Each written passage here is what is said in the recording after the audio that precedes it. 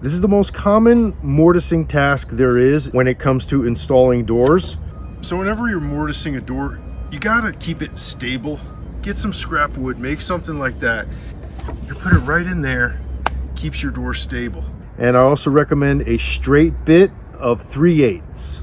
Since I have an 1 3/8 door here, I'm going to use a 3.5 inch hinge, which is standard. So let's just assume our first hinge is going to be at 7 inches. If you just took this hinge off of the door jamb, then you made marks of the edge of the jamb, and you want to put those marks on the edge of the door. So I've got these marks on the edge of my door, and I got the top of the hinge at my 7-inch mark. So now I trace around. And you always want to be as accurate as possible, but they don't have to be perfect. So you want to open your hinge and place it on the base of your router and then adjust it. So you look straight down there and get that right on the tip of your router. We'll just call this the open side. This is the side where the hinge pin will be.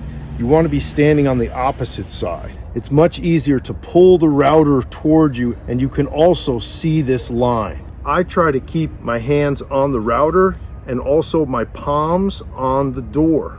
I'm gripping the router plate with my thumb and fingers, but the palms of my hands are firmly on the door. So I'm just moving the router in small movements like this, and see how my palms remain firmly on the door. And then if I want to make a big movement, I lift off the door, move it over, put my palms back on the door, and then I can control the router again. You can use your fingers as a fence. See where my index fingers are right there? If I press them against the base plate and now I press them against the door, I could move this thing back and forth like this, and it holds it very steady. So we're gonna start right here, and we're gonna come down to this corner and then back out. And we're following this line.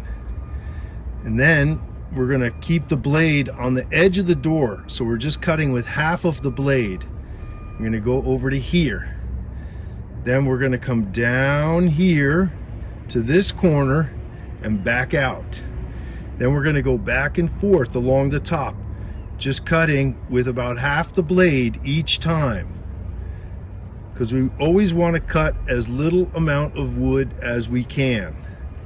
So we're gonna go back and forth and work our way all the way down to this line. Then when we get down here, we can fine tune it. We can cut this, and then we can go back and fine tune these if we didn't quite get into those corners. Do not be intimidated by this. This is so easy to learn if you just follow these steps. Look what I'm doing, the exact pattern.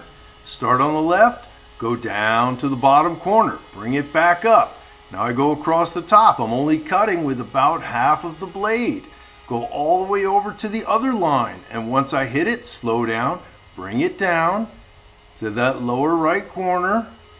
Little curve in there, go back up. Now I go back and forth. And this speed hasn't been altered. This is how fast I'm doing it. And it's really not hard. Get an old door, get a 2x4, practice this. The key is getting a good grip on your router. But how you do this is no mystery. And you could get great at this in one day. It's so easy if you just take the time. And look at that.